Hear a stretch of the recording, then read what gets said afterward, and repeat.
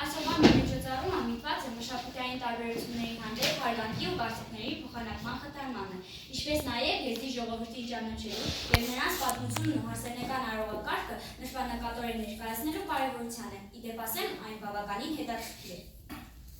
Ծանոթանալով և ուսումնասիրելով եզդի ժողովրդի պատմությանը, կրոնին, ազգային ավանդույթներին և սովորույթներին, որոշեցինք ևս մեկ անգամ անդրադառնալ եզդի ժողովրդի պատմությանը, քանի որ այն գունեղ և հետաքրքիր աղակարգերով լի է և արժանի է ևս մեկ անգամ գնահատալի և մեծարքի։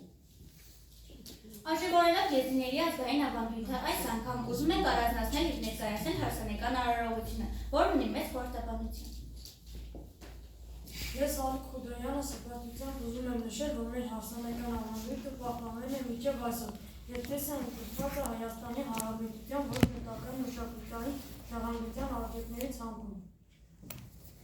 Այո, Ալիկ, դուք իսկապես ունեք պարտանան տեղ, քանի որ ուսումնասիրելով ձեր ազգային մշակույթը, մենք ևս մեկ անգամ համոզվեցինք, որ այն շատ ունեղ, հետաքրքիր և ուսումնասիրության արժանի է։ Առանձնացնելով ձեր հասարակական արարողակարգը, ասեմ, որ այն համեմված է գեղեցիկ ու հարուստ ավանդույթներով, ավանդական երգ ու պարով։ Ուսումնասիրելիս հասկացանք, որ ինչպես մենք ենք համարում ազգի հիմքը ընտանիքը, այնպես էլ դուք մեծ նշանակություն եք տալիս ընտանիքին, որպես ազգի գոյության հիմք և հարատևության անգնահատելի գանձ։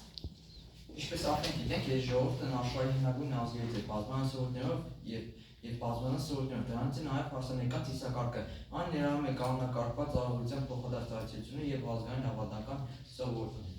Երբ արդեն համաձայնություն է կայացում աղջկան ուզելու, տղայի ծնողները ըստ կարգի գնում են աղջկա տուն նրա ծնողներից աղջկա ձեռքը խնդրելու։ Կա նաև միայն սովորույթ, երբ դեռ փոքր հասակում երկու կողմերի ծնողների համաձայնությամբ ешի կերտում նշանադրություն է կատարվում։ Թեև դա հազվադեպ է տեղի ունենում, բայց երբ որ փոքրերը չափահասնանան, անպայման պետք է ամուսնանան։ Տղայի ծնողները աղջկա ձեռքը խնդրելիս աղջկա համար զանազան նվերներ են տանում, այդ արարողությունը կոչվում է տղայի ծնողները աղջկա ձեռքը խնդրելիս աղջկա համար զանազան ծախսեր են տանում։ Համաձայնության գալով տղայի ծնողները մի քանի շաբաթ անց իրենց բարեկամների հետ կրկին են այցելում աղջկա տուն, տանելով զանազան նվերներ։ Այդ արարողությունը կոչվում է շիրանի։ Մի ժամանակ աղջկա կտակին Ղալին, որը հիմա վերացել է, քանի որ որոշ չկավոր երիտասարդներ չեն կարողանում ամուսնանալ դրա պատճառով։ Քիչ անց տեղի ունենում երթման արարողությունը։ Հայրերը կամ մոտ հարազատները բութ մատերն իրենց ձեռքներով երթվում են շեյխի կամ փիրի ներկայությամբ, որը կնով է լինի պահպանել նորաստեղծ ընտանիքը։ Դա հավատարմության և այն անխախտ երթման դաշինք է, որը եզդիները պահպանում են հավատարմությամբ և սրբությամբ։ Հարսանիքի օրը պարտադիր կատարվում է տարբերների արարողակարգը, որի ժամանակ շեյխը 7 տարբեր նյութեր իրար կապում և աղոթում է նորապսակներին։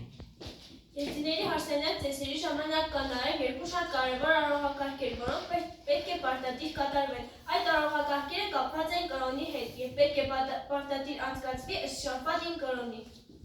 Հարսանեկան արարողակարգի ժամանակ շատ կարևոր է նաև շեյխի դրամ հրազայի օրհնությունը, որն այսօր բացակայում է կամ հազվագյուտ հանդիպող է, քանի որ եզդիները ցրվել են աշխարհում և շատ տեղերում չեն գտնի այդ շեյխերի ներկայացուցիչներին, որ այցելեն իրենց օջախ և ստանան վերջինիս օրհնությունը։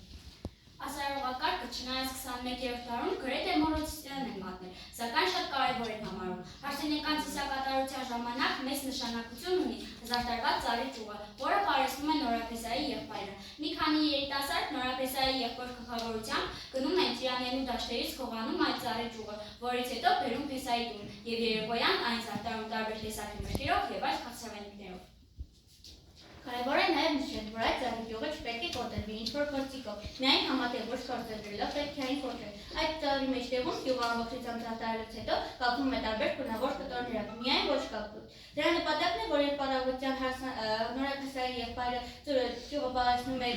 մարդկանց մեջ, ամեն մեկը իր սրտի ցավությամբ նվիրատվություն են թողում այդ կտորի մեջ։ Եզդիների մեջ դեռևս պահպանվել է հայրական կանոնից օջի բերելու ավանդույթը։ Դա դարեր խորքից եկած ավանդույթ է, որը նաև առկա է եղել հին հնդկացիների մեջ։ Օջիտի մեջ հիմնականում կարևորվում է հարսի ընտանիքի կողմից պատրաստված և նվիրված բարձը։ Այդ բարձը խորհրդանշում է մի բարձի ծերանալու իմաստը։ Նշեք նաև, որ ամեն անգամ ներքևից բարձր վեր գալով Նորապեսայի եղբայրն այն բռնում է, խփում Փեսայի գլխին, ապա գցում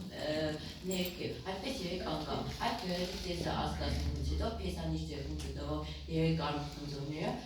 խփում են ներքև գտնվող հարսանեկի գլխին։ Շատերը խնձորով խփելու աղակարգը կապում են Եվայի հետ, ով կերավ դրախտի արգելված պտուղը, և կարծում են, որ խփելով պատժում է նրան։ Իսկ ըստ շարֆատին կրոնի, Ադամին վտարում են ոչ թե խնձորի պատճառով, այլ նրան տալիս են մի որսորեն և ասում գնա երկու արտակրտիկով վաստակիր քո անապազորյա հացը։ Կովանք պար եզնի հասանեկան արվեստանական կառավարության 5 եզդիական կովանք պարը։ Այն պարում են բոլորը, պարումները բեղում են միմյանց ճեղքուտներից և աջ ոտքից սկսում քայլ գցել 3 քայլ առաջ, 2-ը հետ հերթակառությամբ։ Ըստ ավանդույթի, երբ եզներն անցնում են ճահճի միջով, ցեղնատանները 3 քայլ են անում, այնուհետև 2 քայլ հետ կանում, որպեսզի հաջորդ ցեղակցի համար հողն ամրացած լինի։ Իրար ճեղքուտներից բռնեք, որպեսզի մեկը խորտակվելու դեպքում մյուսները ևս չխորտակվեն։ Այժմ փորձենք ներկայացնել հարսանեկան արարողակարգից մի փոքր հատված։